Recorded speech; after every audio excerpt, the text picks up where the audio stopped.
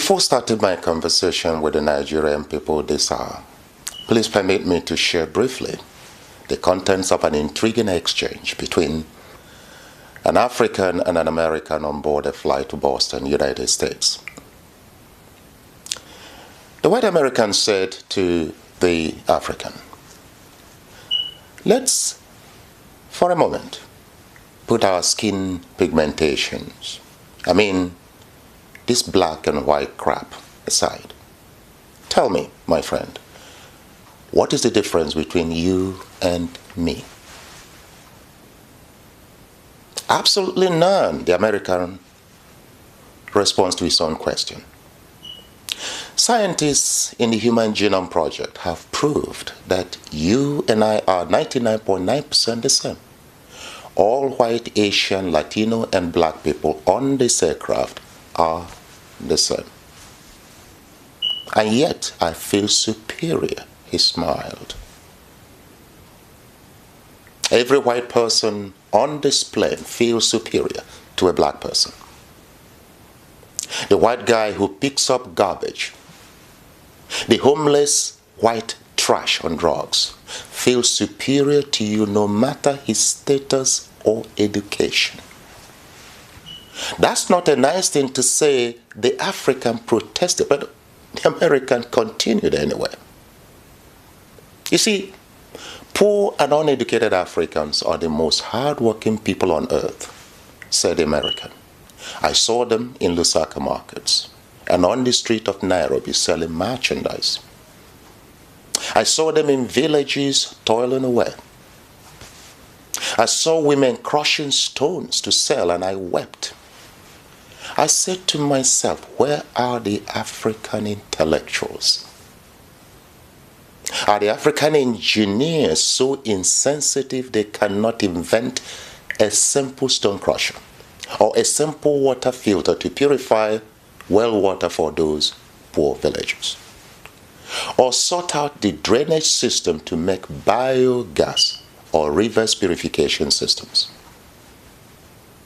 Oh, are you telling me that after 37 years or more of independence, your university school of engineering has not produced a scientist or an engineer who can make simple small machines for mass usage? And you fly into Boston with me, and all of you Africans in the diaspora are just as lazy and apathetic to their country. You are here calling yourselves graduates, researchers, and scientists, and fast at articulating your credentials once asked. I'm a PhD, I'm a doctor, and so forth and so on. Look, as long as you are dependent on my plane, I shall feel superior, and you, my friend, shall remain inferior. How about that? The African wept. Well, you who is watching me now, are you shocked, moved, or indifferent over this true story? Let me tell you. It is a persistent observation in Scripture that God seldom uses foreigners to liberate a nation or people in captivity. And it has never been with more than one person each time he decides to do so. Look, most times the liberation comes from a capable, concerned, and chosen citizen domiciled in a foreign land, a distance away from the country and people in bondage. Now, this principle or code is firmly active and verifiable in the present-day economic and leadership transformations of Singapore, Israel, Malaysia, Qatar, Russia, Dubai, and some African countries.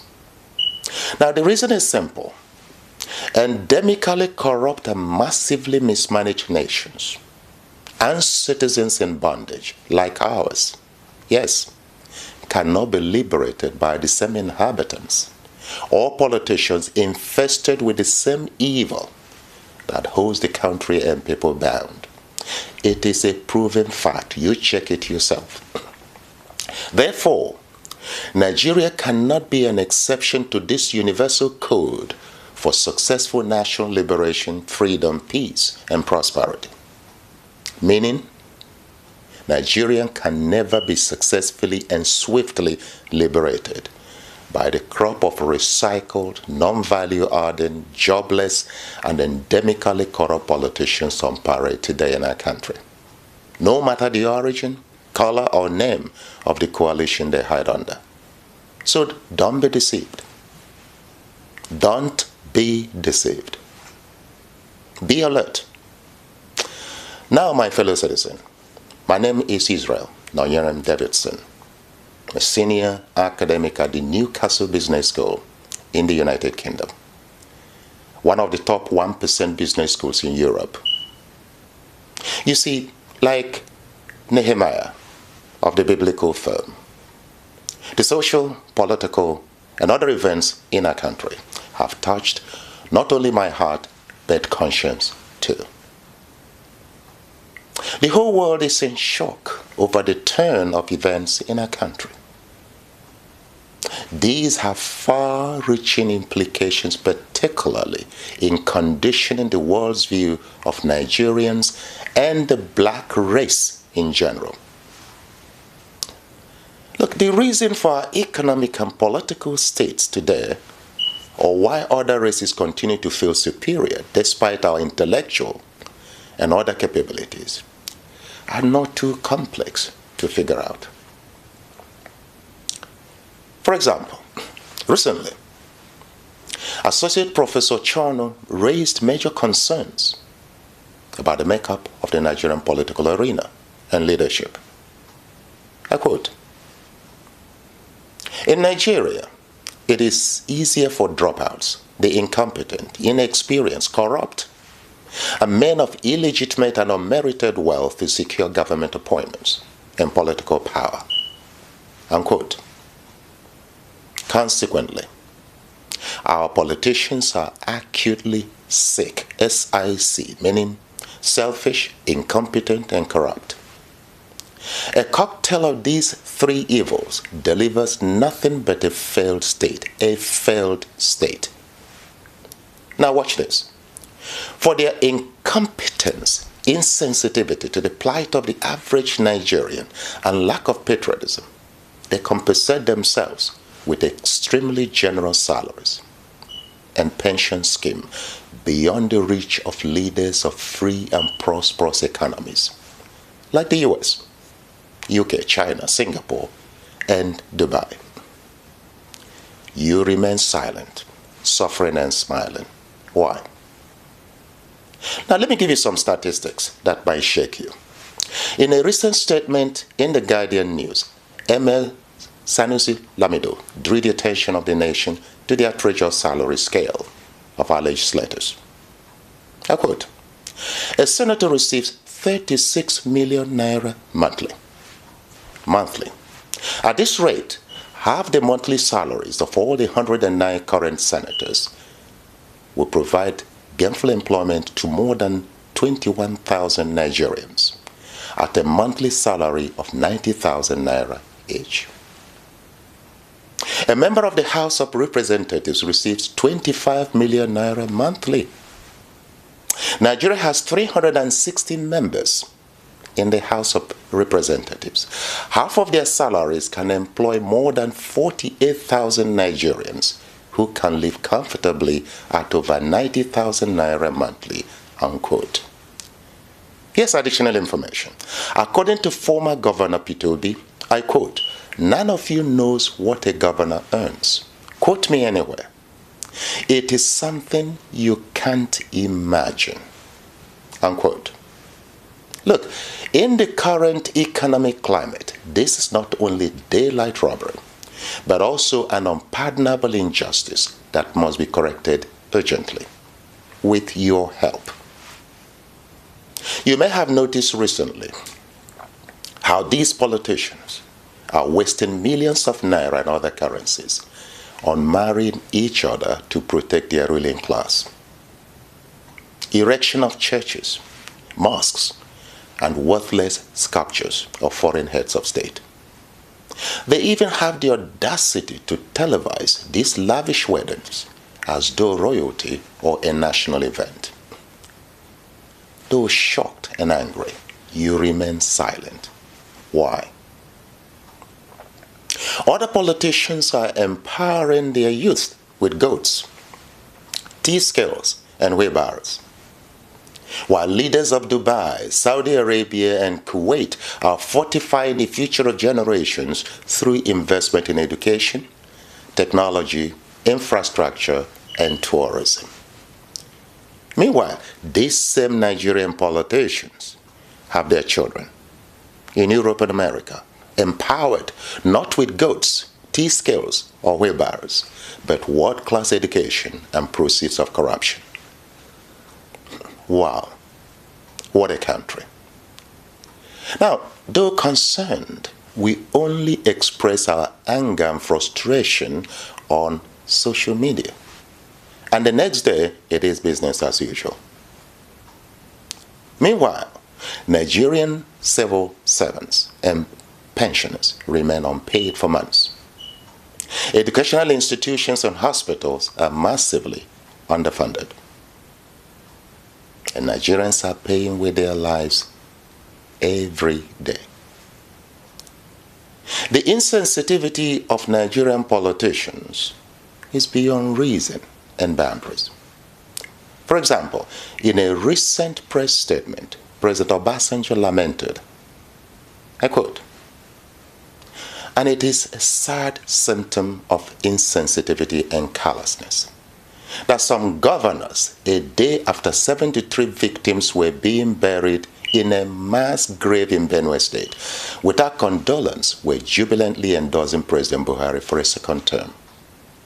The timing was unfortunate," unquote. Yet we remain silent.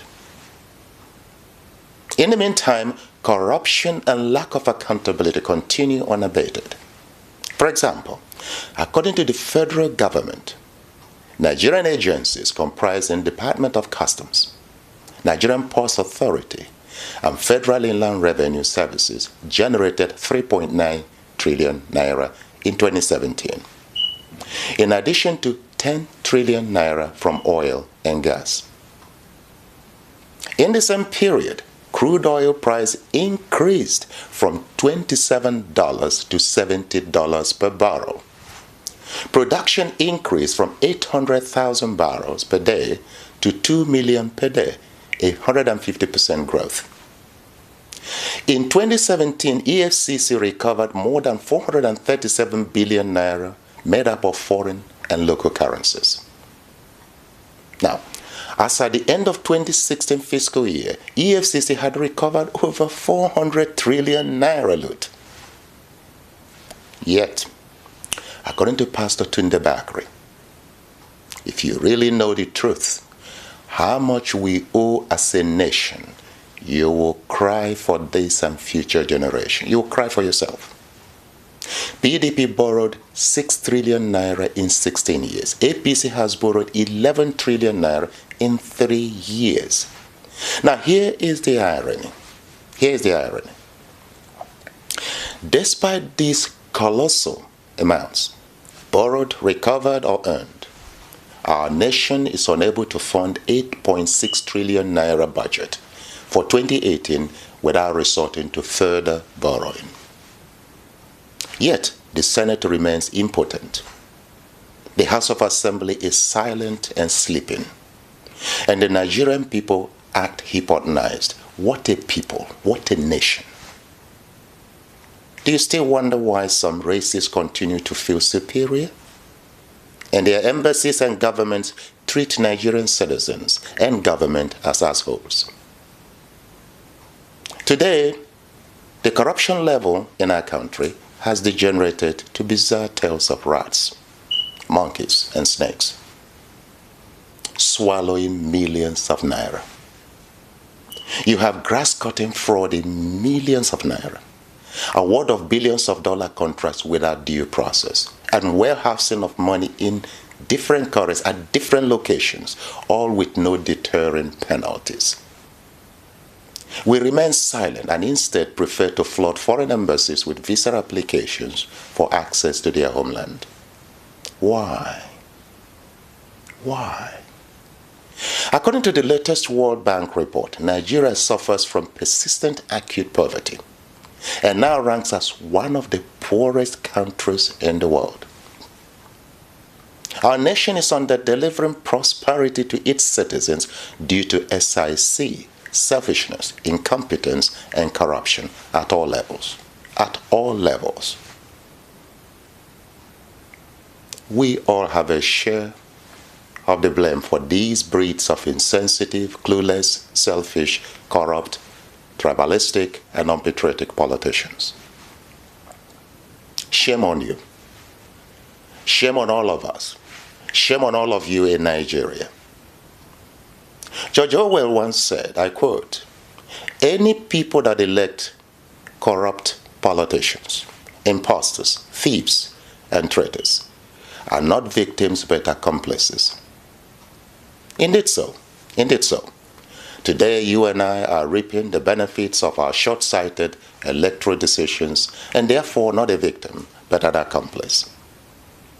There are other voices of concern about the state of our country. I quote, "While we are building the biggest churches, mosques, the Indians, South Africans, Chinese, Europeans, and Americans have taken over our key markets: telecoms, satellite TV, banking, oil and gas, aviation, shopping malls, and hospitality. Ironically, despite our exploits in religions, we are a people with little godliness. It is rare to do business with a Nigerian, be they pastor, deacon, imam, alhaji, or alhaja, without the person laying landmines of bribes and deceptions on your path," unquote. We import petroleum that we have in abundance, rice and beans that our land can yield in commercial quantities, and even toothpick that primary school children can produce with little or no effort.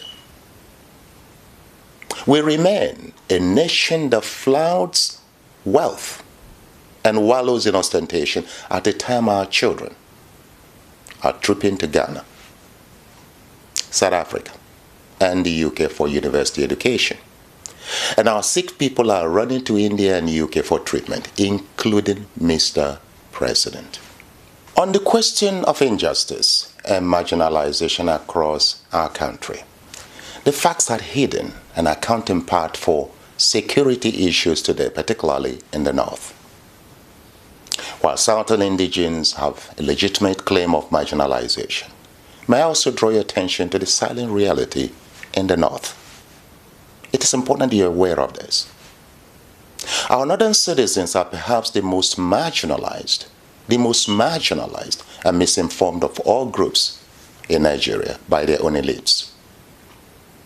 Now listen to this. Vanguard 11, March 2014 states, I quote, "Northern politicians and military leaders have been the bane of the North and Nigeria. They have grown fat at the expense of the poor.